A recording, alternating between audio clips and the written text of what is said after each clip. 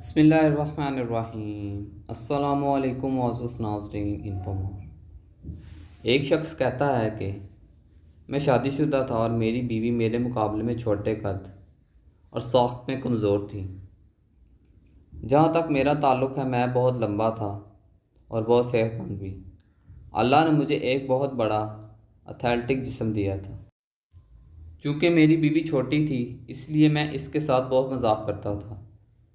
اس لیے کبھی میں اسے چھپاتا پھر اسے ڈراتا، اور کبھی میں اس سے اس کی ڈائری چرا کر اسے اونچا کر دیتا تاکہ وہ اس تک نہ پہنچ سکے۔ اس کے چھوٹے قد کی وجہ سے کبھی کبھی میں اسے اس وقت ڈسٹرب کرتا ہوں جب وہ ٹی وی دیکھ رہی ہو یا رات کا کھانا بنا رہی ہو۔ مجھے اسے پریشان کرنے میں بہت مزہ آتا تھا۔ مجھے اسے دیکھ کر اچھا لگتا ہے کہ وہ مجھے نقصان پہنچانے کی کوشش کر رہی ہے اور وہ ایسا نہیں کر سکتی۔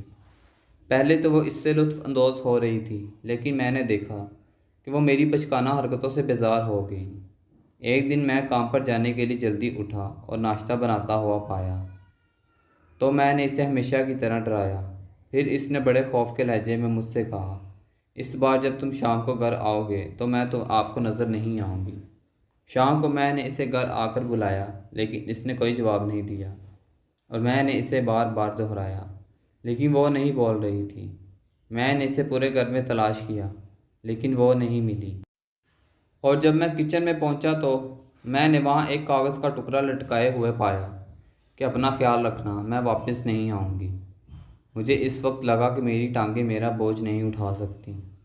میرے پورے جسم میں تباہ کن سردی اور میں اس وقت زمین کی سب سے کمزور مخلوق بن گیا تھا۔ اور پھر مجھے احساس ہوا کہ یہ چھوٹی سی کمزور سی لڑکی میری طاقت کا سر چشمہ ہے اور میں اس کے بغیر کچھ بھی نہیں ہوں۔ میں دیوار سے ٹیک لگا کر رونے لگا، وہ بچوں کی طرح جیسے کسی نے اپنی ماں کو کھو دیا ہو۔ میں نے اپنی زندگی میں کبھی اپنے آنسو اس طرح گرتے نہیں دیکھے۔ تبھی میرا دھیان کھانے کی میز کے نیچے گیا۔ کوئی چیز ہلتی ہوئی دیکھی اور ہلکی ہلکی ہنسی بھی سنی۔ ہاں یہ وہی تھی، وہ وہیں چھپی ہوئی تھی۔ تو میں پوری قوت سے اس کے پاس پہنچا۔ جب میں رو رہا تھا تو اسے جلدی سے گلے لگا لیا اور جی بھر کے رویا۔ جہاں تک اس کی بات تھی وہ تو زور سے ہنس رہی تھی اور بول رہی تھی کہ جادوگر پر جادو ہو گیا، اور مجھے اس وقت احساس ہوا کہ اس کمزور انسان کے بغیر میں زمین کی سب سے کمزور مخلوق ہوں۔ رسول اللہ صلی اللہ علیہ وآلہ وسلم نے فرمایا، عورتوں سے حسن سلوک کرو، نہ کہ ان کو تنگ کرو اور نہ ان کو مارو، باقی اللہ پاک ہر کسی کے نصیب اچھے کرے۔ آمین یا رب العالمین۔ تھینکس فار واچنگ انفو مور۔ ملتے ہیں نیکسٹ ویڈیو میں انشاءاللہ، تب تک کے لیے اللہ حافظ۔